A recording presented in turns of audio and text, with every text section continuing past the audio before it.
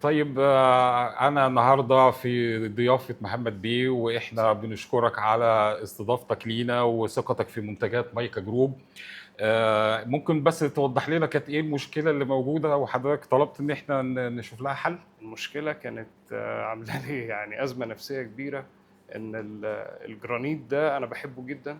تمام. ومرة واحدة لقيت إن في مطرح الكوبايات، مطرح حلة، مطرح مش عارف إيه، ابتدى إن هي تبقى أبيض، وأبيض ما بيطلعش. آه.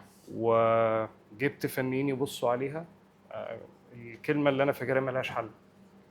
ملهاش حل. في حد قال لي لازم تعود عينك عليها، انا فاكر الشخص ده، انا فاكره كويس، قال لي آه. لازم تعود عينك عليها. وفي شخص قال لي والله ممكن نجرب نجل الرخامه او الجرانيت آه. ونشوف إيه اللي هيحصل.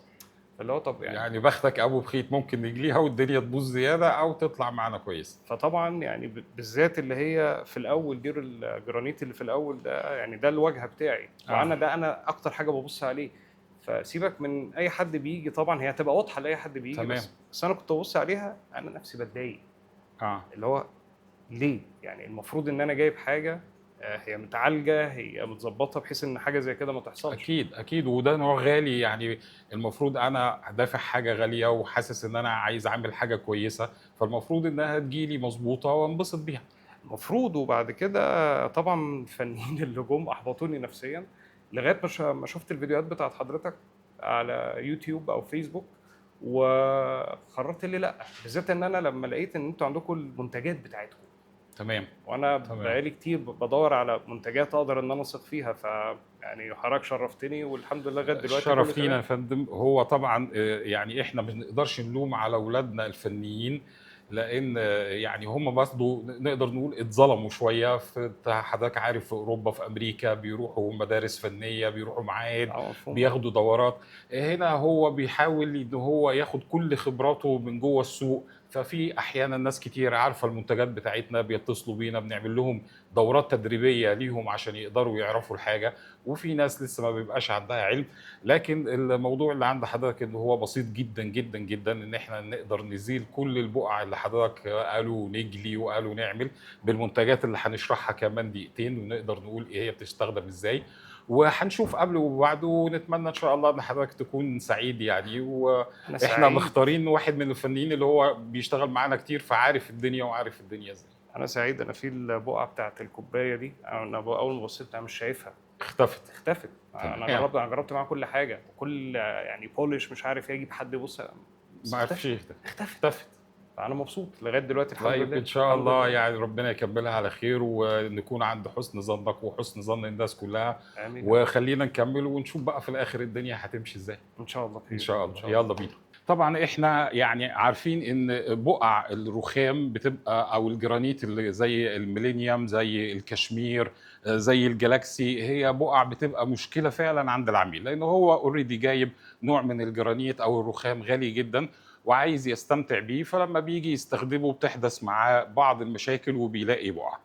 احنا النهارده مثلا عندنا رخام الجلاكسي ده كان مليان بقع من اثار الكوبايات، من اثار الزيوت، من اثار الدهون، من اثار حاجات زي كده.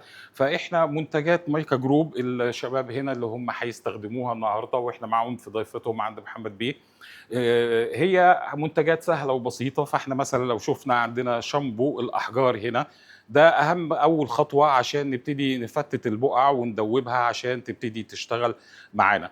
تاني حاجة عندنا الكومباوند الماستر اللي هو من أهم أساسيات إزالة البقع. هنا البقع في الجلاكسي ما كانتش محتاجة مثلا منتج زي الفيكس ماكس، لكن في بعض البقع التانية اللي بتبقى قوية جدا بتحتاج منتجات زي الفيكس ماكس. بنيجي بعد كده بعد ما بنشيل البقع بتاعتنا عايزين نلمع، طبعا انتوا عارفين البولش كريستال ماكس وانتوا خلاص يعني حفظتوه. بعد كده في عندنا للحماية اللي هي بتبقى مؤقتة مش دامية، عندنا السيلر اتش بي 1000. عندنا عشان نثبت اللمعه ونرفعها عندنا الستون شاين.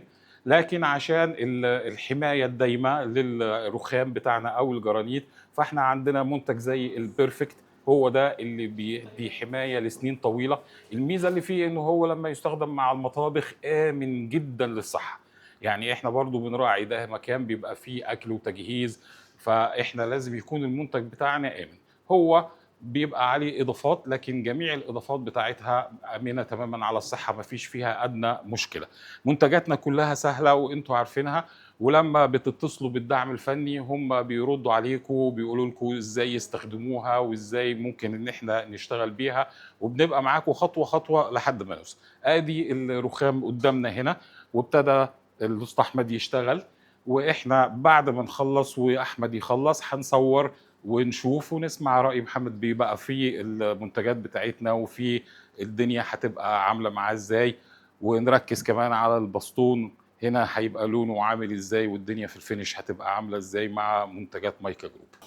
هنا طبعا احمد خلاص شال البقع بتاعه الجالاكسي كلها الحمد لله، ويمكن محمد بيه كان مبهور لان طبعا كان عنده فيدباك انها مش هتطلع ابدا، لكن الحمد لله طلعت.